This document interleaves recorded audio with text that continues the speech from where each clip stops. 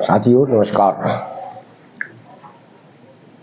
लोकसभा चुनाव के प्रथम चरण के मतदान के चुनाव प्रचार आज थम गया है। मध्य प्रदेश की 6 सीटों पर 19 अप्रैल को मतदान होगा। 20-25 दिन से लगातार चल रहा चुनाव प्रचार कांग्रेस और भारतीय जनता पार्टी ने अपने अपने स्तर पर अपनी अपनी बात कही है।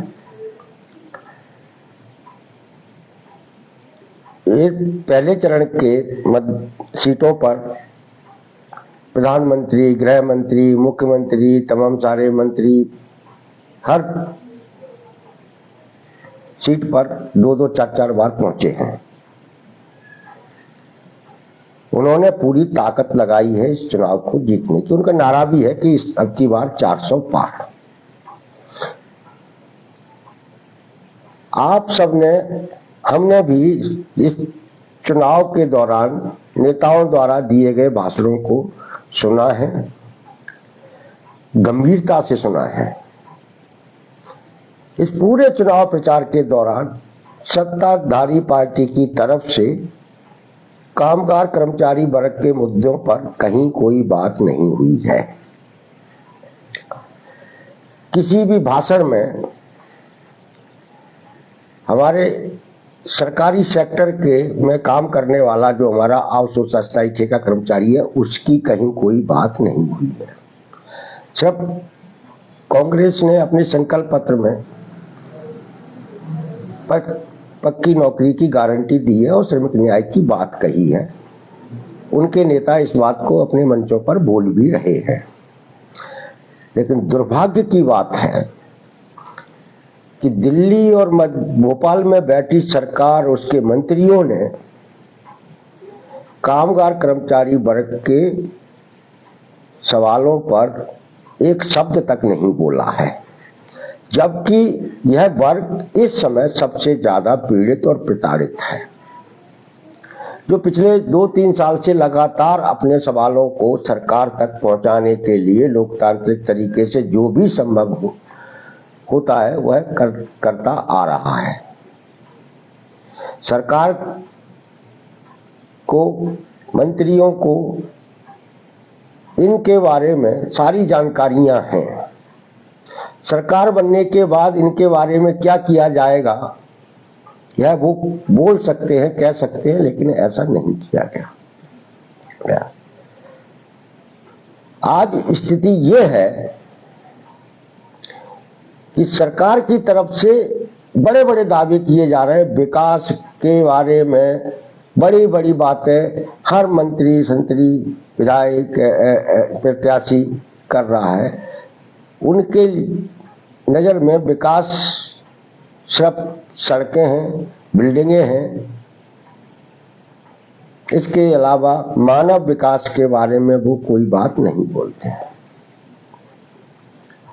मानव का विकास, इंसानी विकास उसके आर्थिक मजबूती से होता है।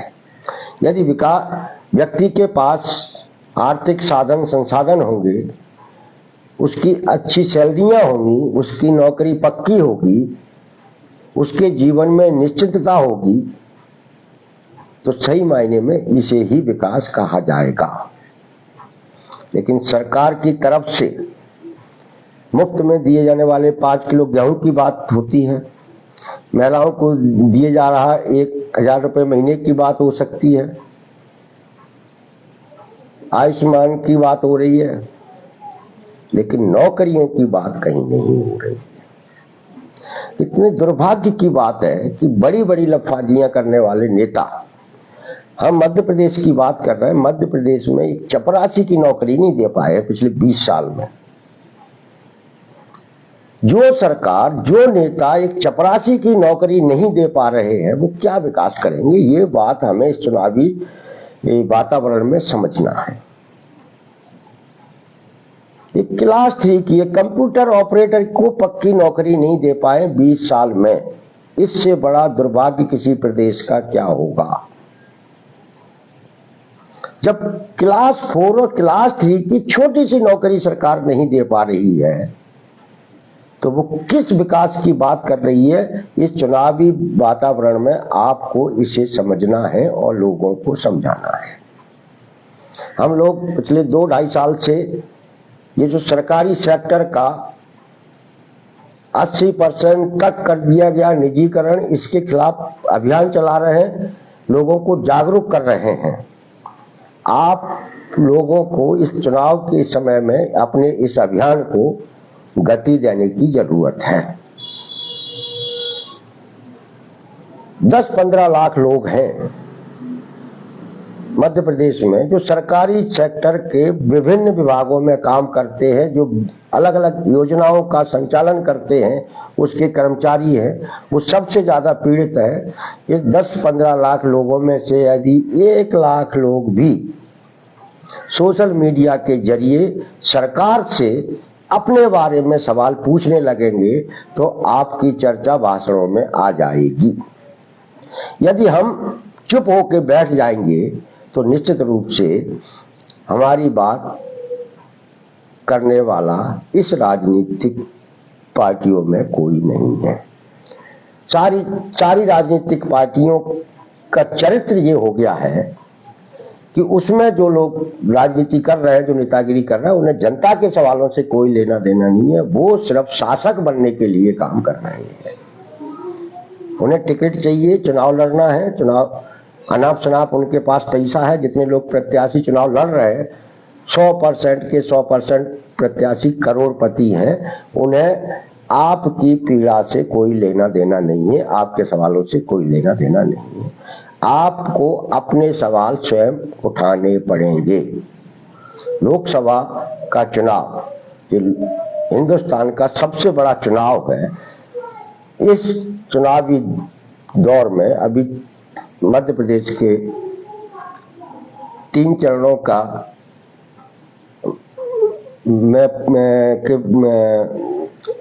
होने वाले मतदान के लिए प्रचार अभियान चलेगा।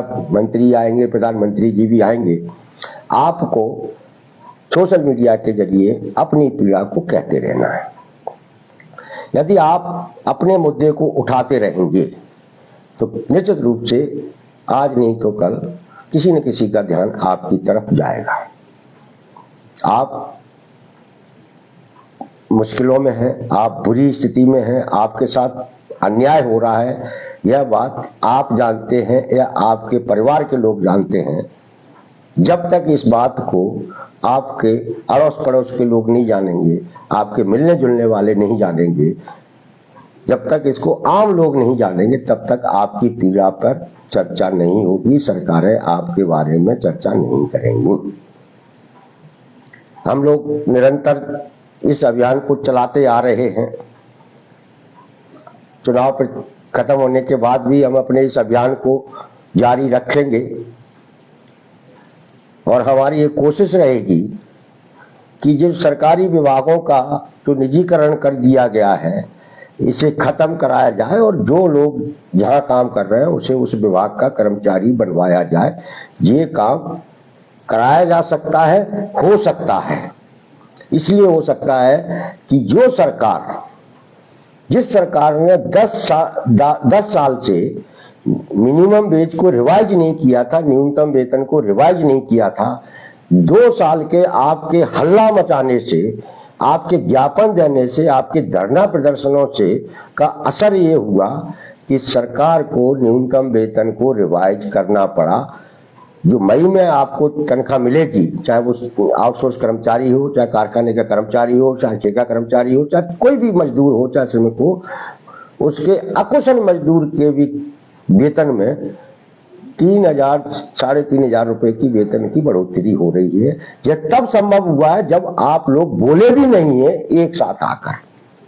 जिस दिन आप एक साथ आकर बोलेंगे तो आप कल्पना कीजिए, और हमें इस बात का यकीन है कि इस आउटसोर्स कल्चर को खत्म होना पड़ेगा।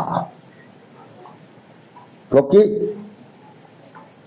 बीजेपी हो या कांग्रेस हो, इन्हें अगर चुनाव जीतना है, इन्हें अगर सरकारें बनानी है और वो सत्ता हासिल करने के लिए जितनी मेहनत करते हैं, जितना पैसा खर्च करते हैं, क्या आप अपने जीवन को, अपने भविष्य को बेहतर बनाने के लिए थोड़ी सी मेहनत नहीं कर सकते? सोशल मीडिया इस समय सबसे ताकतवर हथियार है, जिसका आपने सही तरीके से इस्तेमाल कर लिया तो निश्चित रूप से आप ताकतवर से ताकतवर सरकार को पराजित कर देंगे और आप अपने भविष्य को बेहतर बना लेंगे। और इसलिए साथियों, 4 जून को इन चुनावों के नतीजे आएंगे। उसके बाद हम लोग आउटसोर्स अस्थायी ठेका, अंशकालीन, वृत्त, चौकीदार, पंचायतों के या दूसरे विभागों के कंप्यूटर ऑपरेटर वगैरह वगैरह के सवालों को लेकर अपने आंदोलनात्मक अभियान को फिर जारी रखेंगे, शुरू करेंगे। और उसे हम तब तक जारी रखेंगे जब तक कि हम इसमें बड़ी जीत हासिल नहीं कर लेते।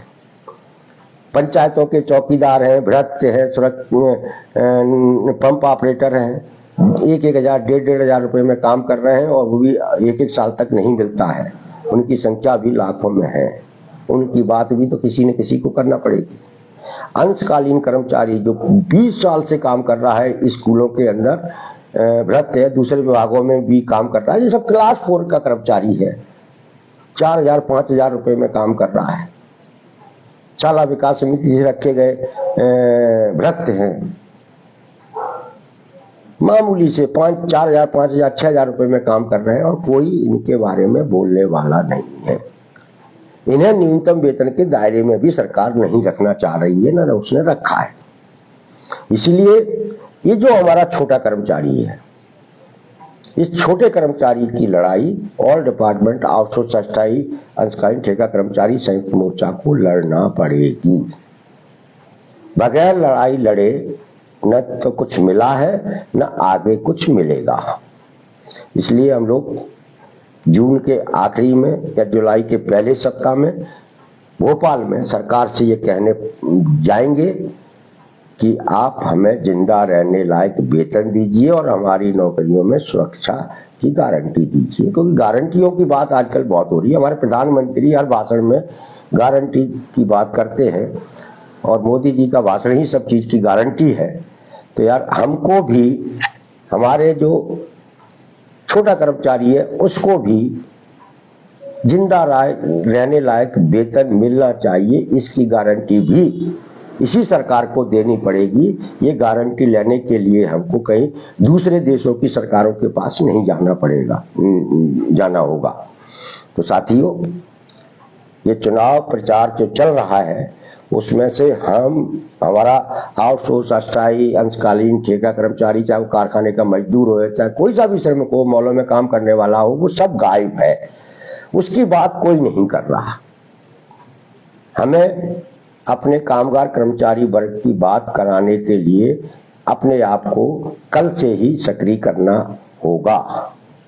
यदि कल से आप अपने मुद्दे को लेकर सक्रिय हो गए तो निश्चित रूप से इस चुनाव में भी आपकी बात होना शुरू हो जाएगी। और जो मोर्चे की तरफ से जून के आखिरी में, जुलाई के पहले सप्ताह में जो भोपाल में कार्यक्रम करने का जो पहले से तय कार्यक्रम है, उसको भी ताकत मिलेगी। तो साथियों, आप लोग सक्रिय हो जाएं। न्यूनतम वेतन रिवाइज कराने में जो आपको सफलता मिली है, उसे आपको अपनी नौकरी को सुरक्षित कराने और सम्मानजनक वेतन पाने की लड़ाई को जीतने तक ले जाना है। जो लड़ा है वो जीता है। हम अपन लोग बोले थे मिलकर तो वेतन बढ़ा है। अपन लोग मिलकर बोलेंगे तो निश्चित रूप से सरकारी सेक्टर का निजीकरण रुकेगा, आपका भविष्य सुरक्षित होगा। धन्यवाद, नमस्कार। रामनवमी की सभी साथियों को पुनः बहुत बहुत शुभकामनाएं।